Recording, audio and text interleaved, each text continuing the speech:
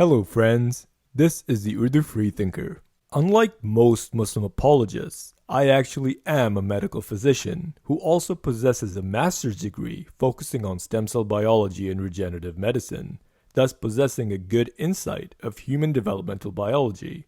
In this video, we will continue our series on embryologic descriptions in the Quran, debunking that it is a scientific miracle. Previously, we discussed the Quran's description on the nutfa or sperm stage of embryonic development. In this video, we will look into what the Quran says about the production of sperm or nutfa, a process we now call spermatogenesis. The Quran actually goes into details regarding the origin or production of this created fluid. According to the Quran, nutfa or sperm gushes from the backbone and the ribs. خُلِقَ مِن مَاءٍ دَافِقٍ يَخْرُجُ مِن بَيْنِ الصُّلْبِ وَالتَّرَائِبِ. Man was created from a fluid ejected, emerging from the backbone and the ribs. Many Muslim apologists have tried to reinterpret this verse in various different ways. Some say this only refers to the blood supply of the testes, the testicular artery arising from the abdominal aorta, for instance. Others claim that this refers to the gonads in the embryonic stage, when the testes and the ovaries descend from near the kidney. Let's have a look.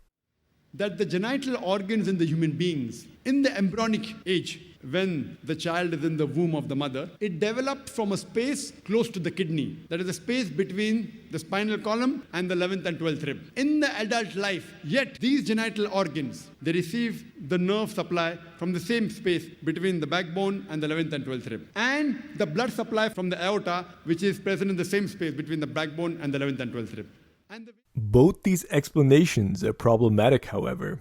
The location of blood supply has no significance to the development of sperm, as all the blood is distributed to the body from the heart anyway, and arterial blood has the same constituents and similar concentrations everywhere. Also, technically you can make gametes in a laboratory, also known as in vitro gametogenesis, without any blood supply, as long as you have the right microcellular environment and the right stem cell differentiation protocol. This has been discussed by this paper by Zaitu and Mayuchi, and this one by Makar and Sasaki. I have made a small video on in vitro gametogenesis explaining this concept. You can have a look at it for more details. Also, the claim that the position of the developing testes in the embryo means that sperm is derived from the backbone and the ribs is a result of incomplete understanding. Human germ cells, sperm cells of the male, and oocytes of the female are derived from primordial germ cells, which come from the wall of the yolk sac and then migrate to the body of the embryo into the gonadal ridge, which is the precursor of ovaries and testes. Anyhow, let us analyze the Arabic of these two verses to better understand what they're actually talking about. The first verse, خُلِقَ مِن مَاءٍ دَافِقٍ.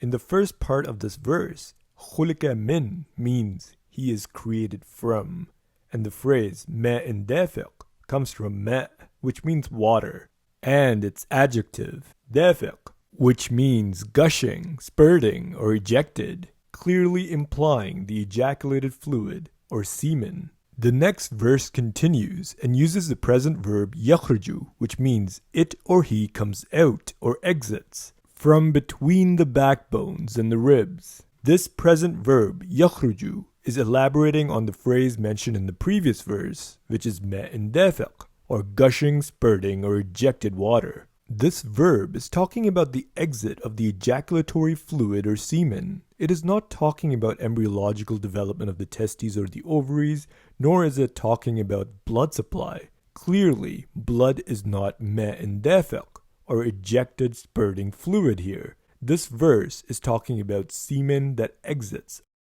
These verses cannot be any clearer. The explanations developed by apologists like Dr. Zakir Naik are because of their lack of understanding of Arabic. Furthermore, to early Islamic scholars such as Ibn Kathir, this verse was very clear that this verse is referring to fluids of reproduction. He is created from a water gushing forth, meaning the sexual fluid that comes out bursting forth from the man and the woman. And he goes on to say, proceeding from between the backbone and the ribs, meaning the backbone of the man and the ribs of the woman, which is referring to her chest.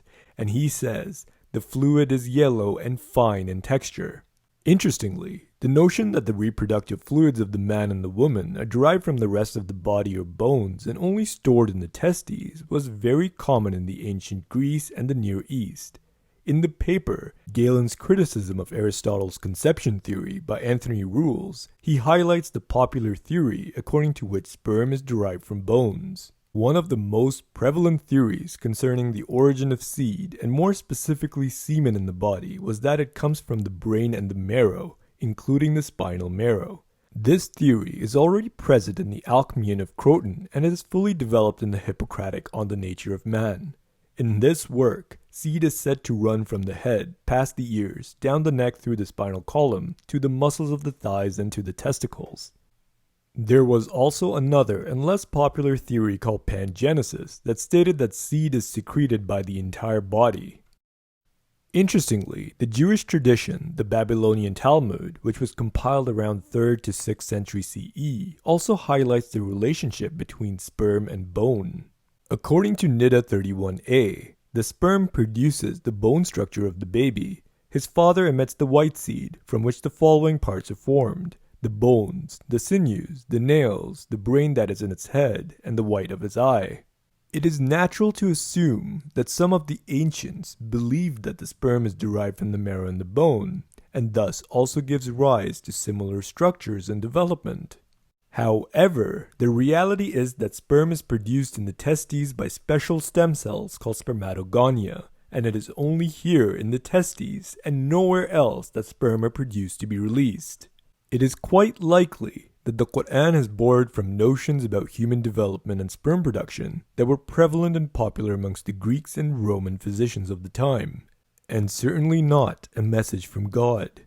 If this truly was a word from God, then he would have used clear and unambiguous sentences that can't be disputed or easily rejected, and which also happen to be true and not factually incorrect. The Quran is not a miracle. It is not even that special for the time. It is just an average piece of work created by innocent minds who were ignorant of the knowledge that we possess today.